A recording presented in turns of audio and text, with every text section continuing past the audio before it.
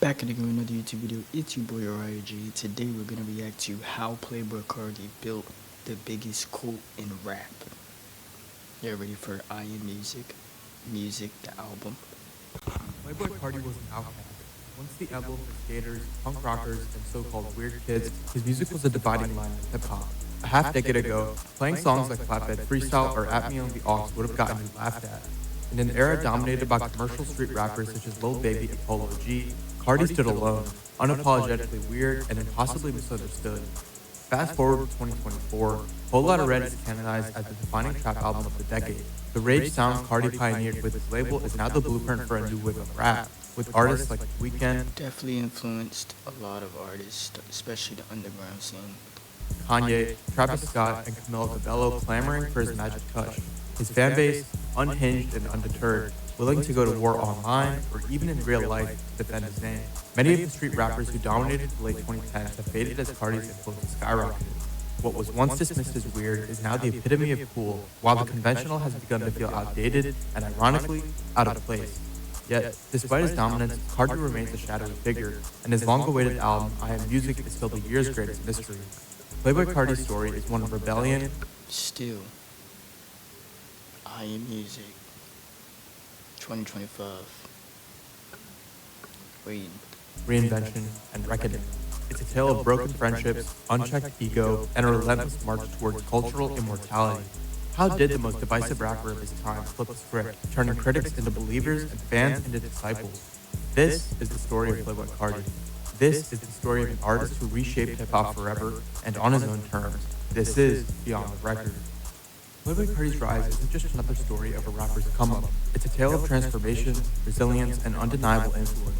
Whether you've been a fan since the SoundCloud beginnings or you're just now catching on to his impact, Carti's journey represents a cultural shift we've all...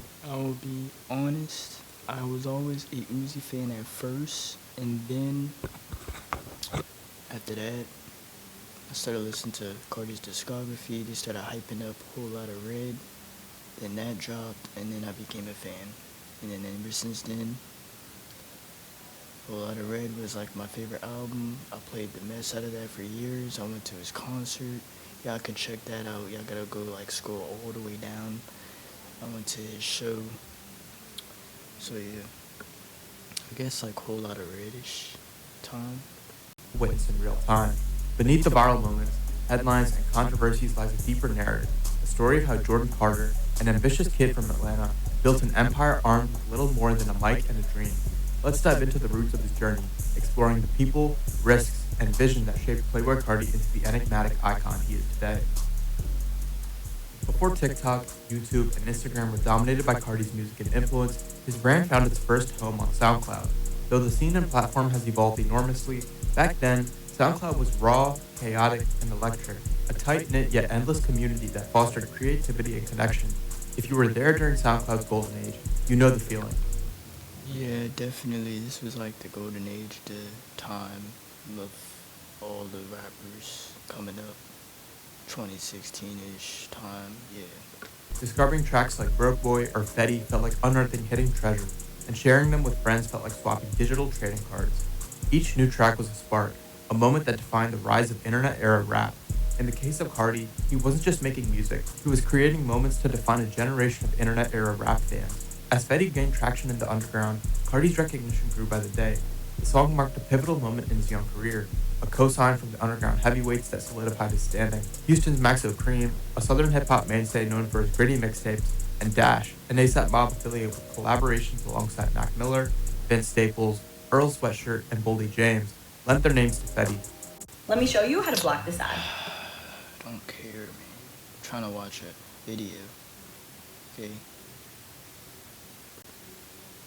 It was a seal of approval from the underground elite. It signaled to the scene that Carti was more than just a rising artist, he was a force to watch.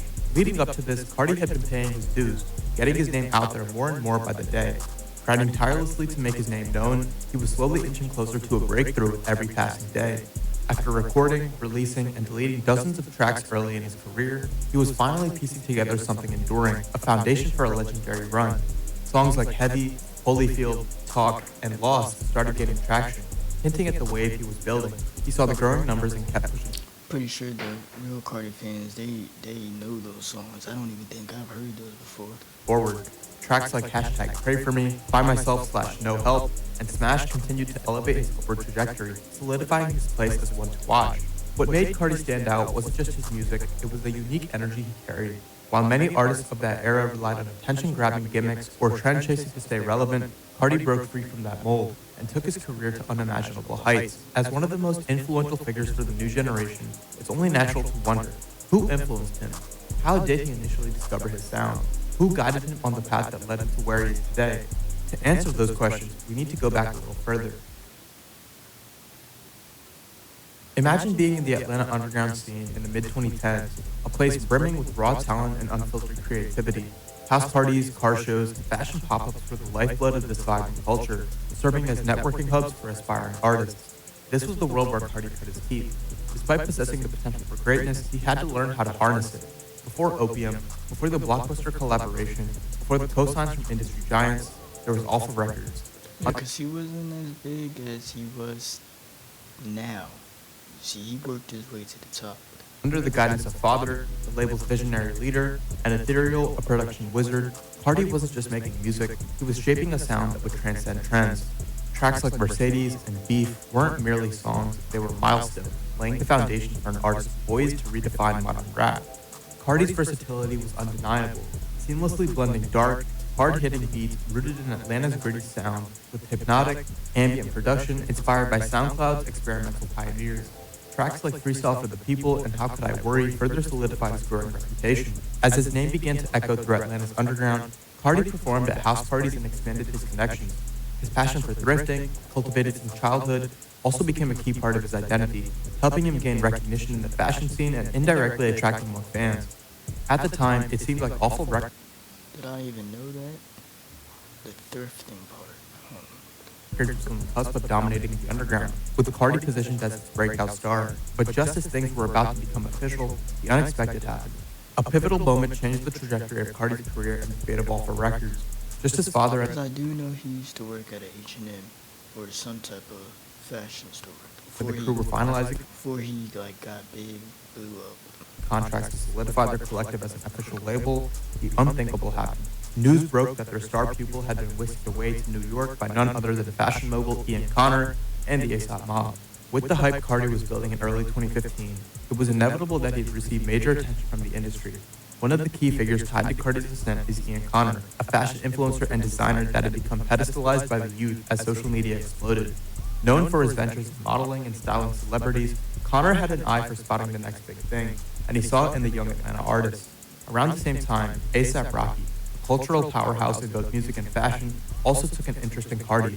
Rocky saw a reflection of himself in the budding artist, someone who could reshape the cultural landscape by seamlessly blending music and style, building their rise from the ground up. The parallels were undeniable, making their connection feel inevitable. Leaving the people who nurtured your growth is never easy, but sometimes evolution demands difficult choices. For Carti, stepping away from Awful Records wasn't about turning his back on those who had supported him.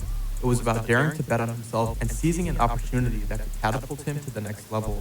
While fans often joke about Carti's tendency to move from click to click, it's a natural progression in the music industry as an artist's status rise. When Ian Connor and ASAP Mob came calling, it wasn't just a career decision, it was an... Yeah, because as you know, more people you talk to, the more famous you get, you start to be doing your... not being out in the open a lot. Just staying to yourself, I guess. An entry into a much larger world.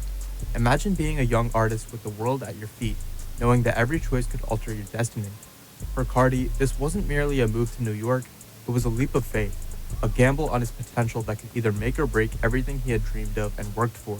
In 2016, Carti began closely affiliating with ASAP Mob, watching his status soar despite still lacking a full-length project.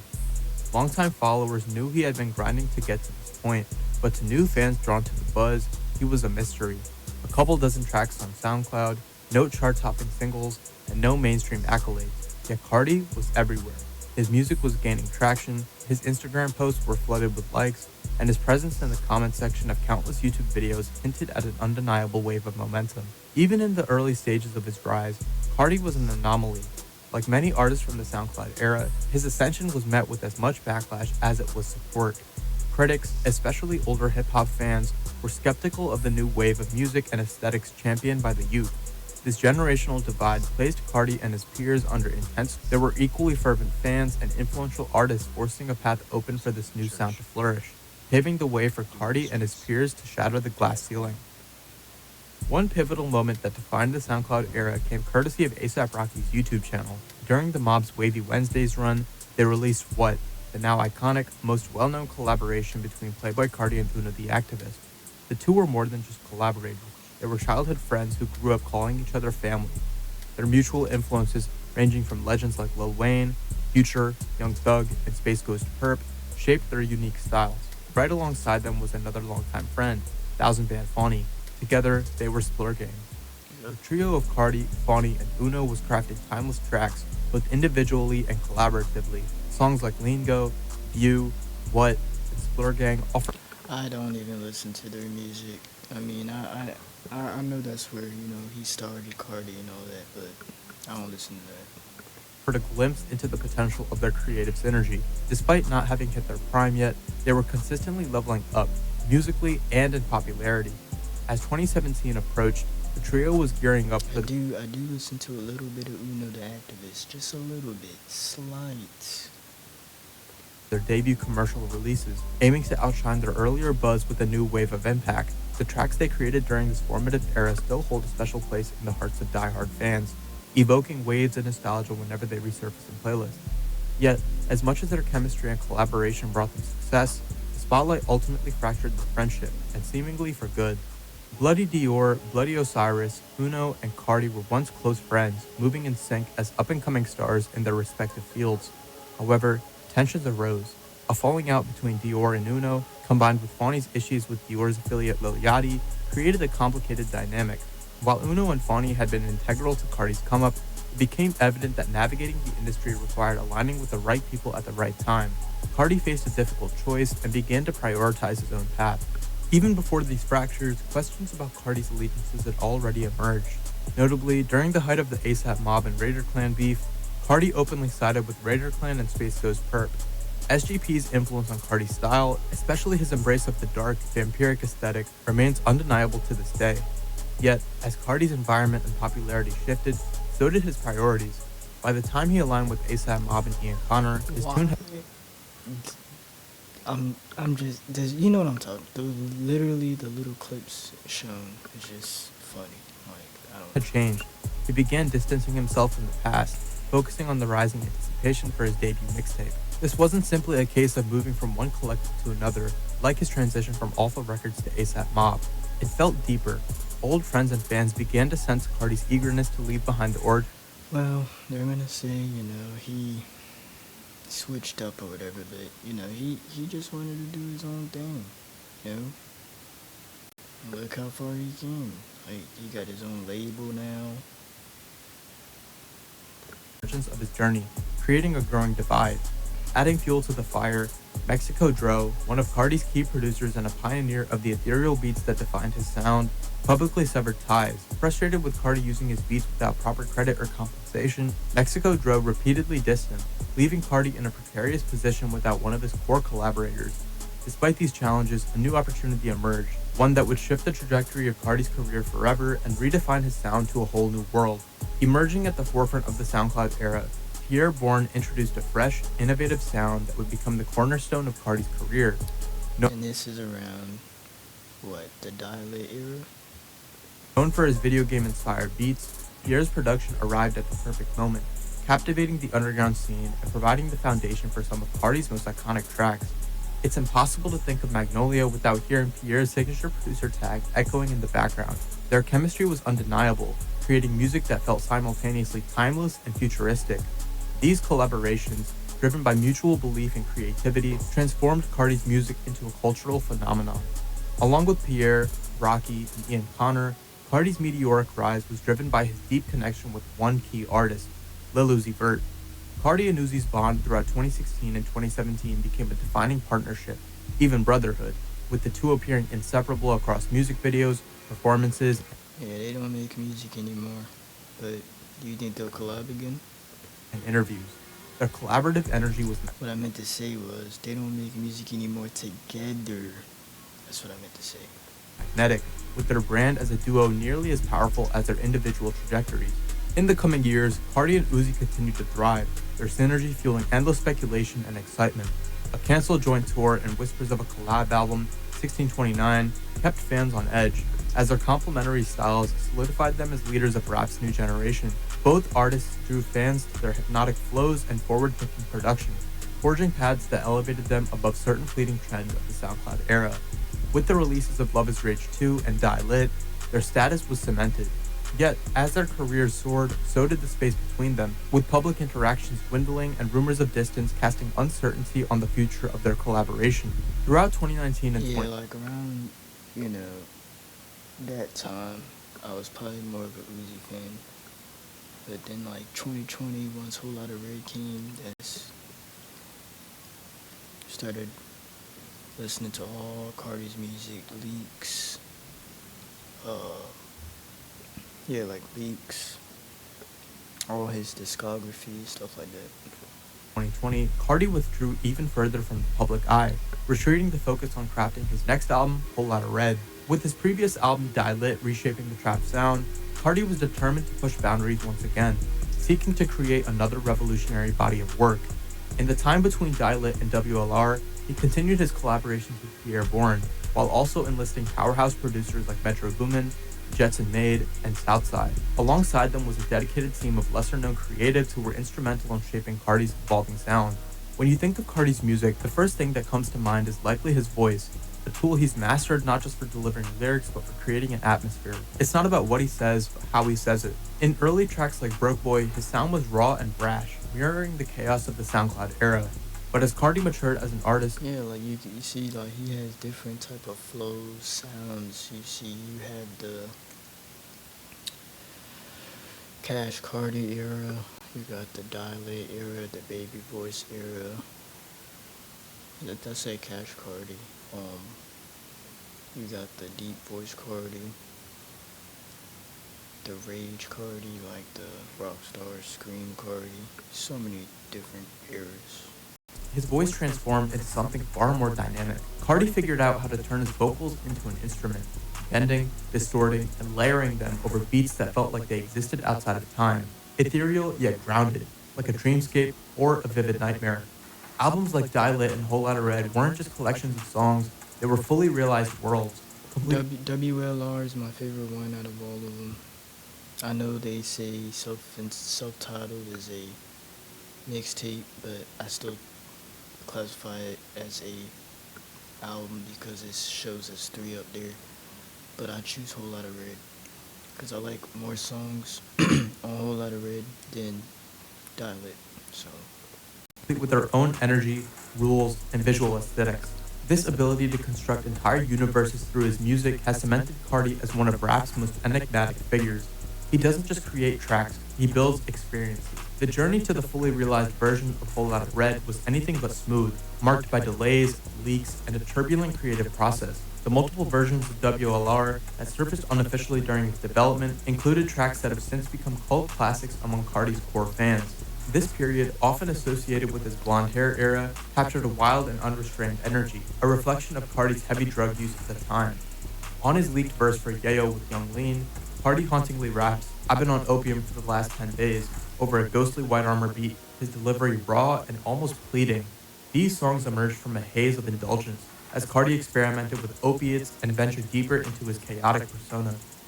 Fans were not just spectators, they were invested, even concerned, as sightings and photos of Carti during this era painted a worrying picture of his health. But the mystery and anticipation around Whole Lotta Red only grew. Rumors swirled that Carti was leaking his own music to gauge fan reactions, a theory later confirmed by Carti himself through a pinned comment on his secondary Instagram account. This bold, unconventional strategy created a frenzy among fans whose Instagram account. This bold, unconfirmed by Carti himself through a pinned comment on his secondary. realized a few years back. Test phases. It's been about 2 to 3 years testing sound. I've read this, but I want to read it again because I don't think I remember this. 2 to 3 years testing sounds through leaks. Okay. Instagram account. This bold, unconventional strategy created a frenzy among fans who cherished these leaks as gems from Carti's most experimental phase yet. Tracks like Skeleton, Cancun, and Neon became instant fan favorites, spreading like wildfire across the internet. At a 2019 performance, Carti's surprise at the audience singing along to the unreleased Neon was palpable as he exclaimed, That was loud. Let's mute that for a second. Yeah, he was like, how do y'all know the song? That's what he said. How do y'all know this song? I remember this. The audio is just too loud. So, just mute it for a second. defined by uncertainty, excitement, and chaos, as fans waited for Carti's most revolutionary work to materialize. After endless speculation, Whole Lotta Red finally arrived on Christmas Day 2020, in a year marked by global upheaval. It wasn't just an album, it was a long-awaited gift to his fans, a defiant statement, and a project that changed everything forever.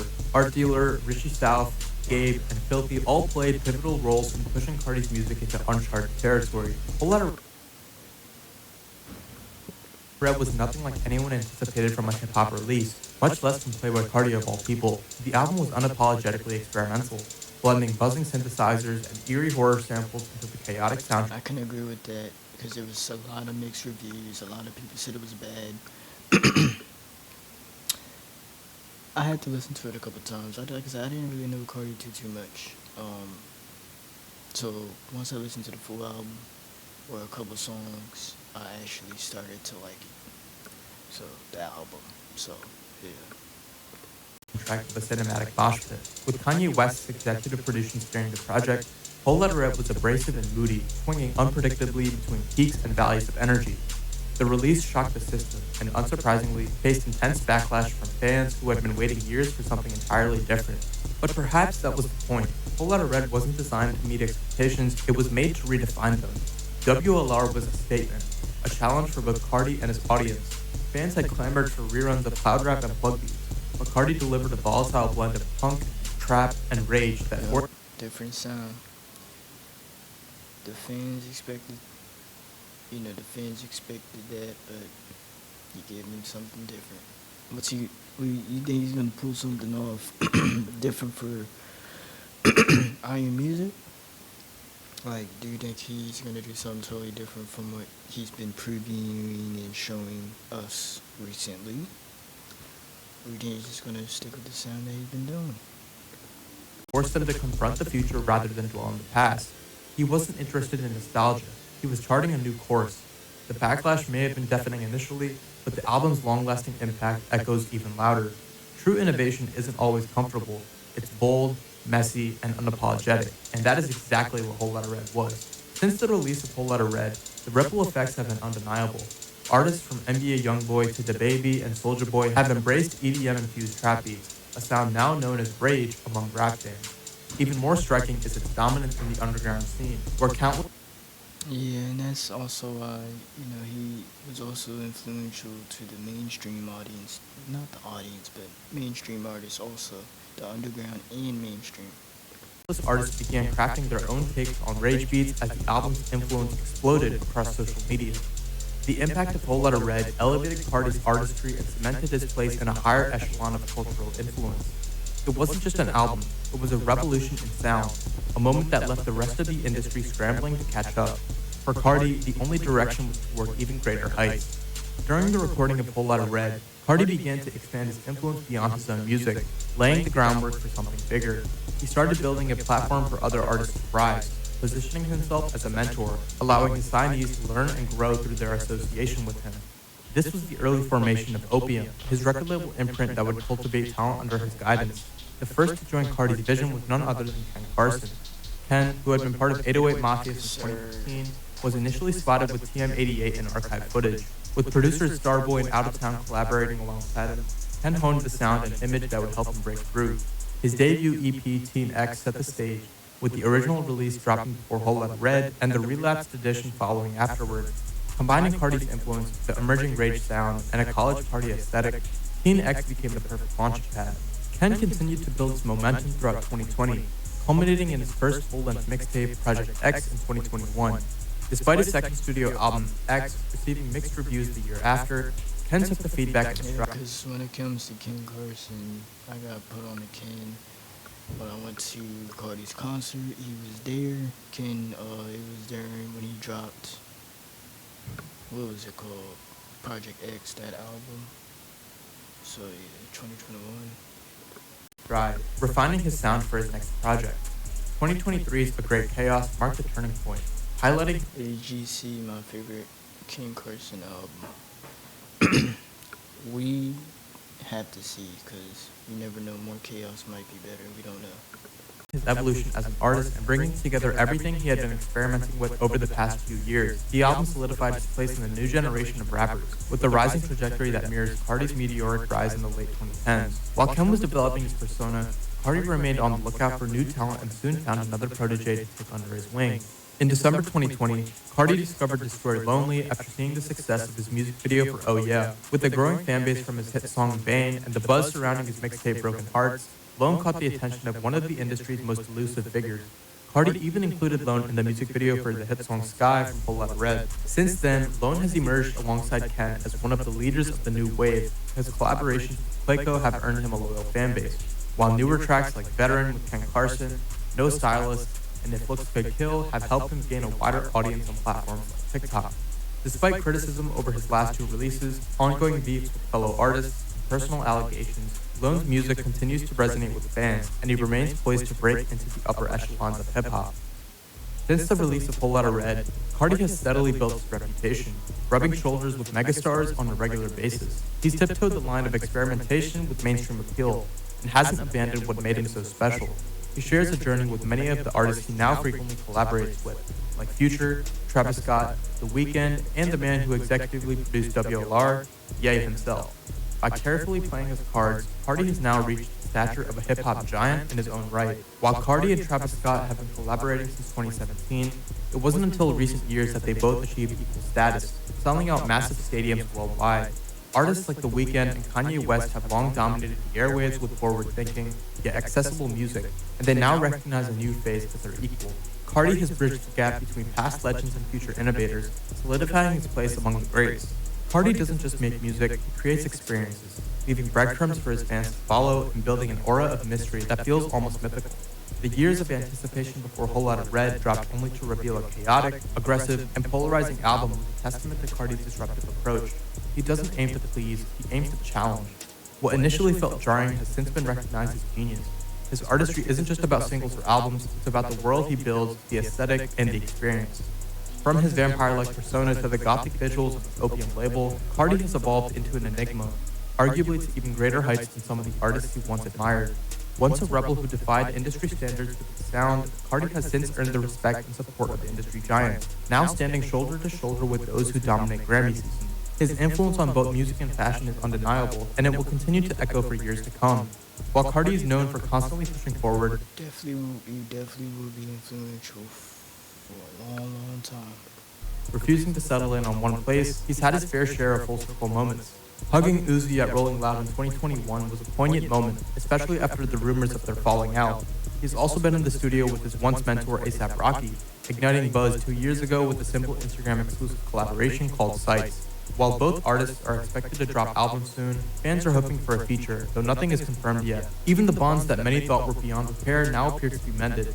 Uno the activist, who once swore off Carti for his perceived betrayal, recently announced that he and his long-lost friend had reconciled. For fans of the original SoundCloud era, this was a deeply emotional moment, providing closure after years of drama and debate. It's poetic that Uno was there for Carti during his first music video, and now, with their differences behind them, the two are reunited as Carti prepares to drop his biggest album to date. As controversial as Playboi Carti may be, there's no denying he's earned his place at the top and deserves the accolades that rest at his feet. In an era where many artists struggle to grow organically, Carti has done what so few can. He's created art that lasts. Many fail because of label interference or the bottom line affecting artistic integrity. Others fade when success hits too quickly, making them complacent. But Carti, he's one of the rare few who avoided these pitfalls, carving out a career that feels both timeless, no pun intended, and revolutionary. It wasn't just talent, it wasn't just charisma, it wasn't just connections or networking. Carti's secret was his urge to create something new, something that would leave a mark on hip-hop and beyond. His story is about reinvention, resilience, and a relentless pursuit of cultural immortality. He's proven that growth is not linear, and the path to greatness isn't easy, but necessary. Playboi Carti has proven that the evolution of an artist is often what makes their legacy enduring.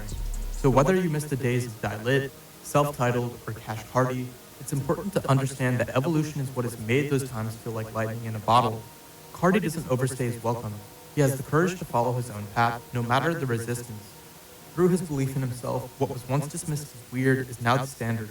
His ever-changing list of producers, collaborators, and friends mirrors the constant evolution of his career, and the future of Carti's influence has only just begun. Growth is inevitable. You can't. Alright, that was how Playboi Carti built the biggest quote in rap. You guys tell me what you guys want to see next in the comments down below. I got more videos coming. Stay tuned. And yeah, Uriah out.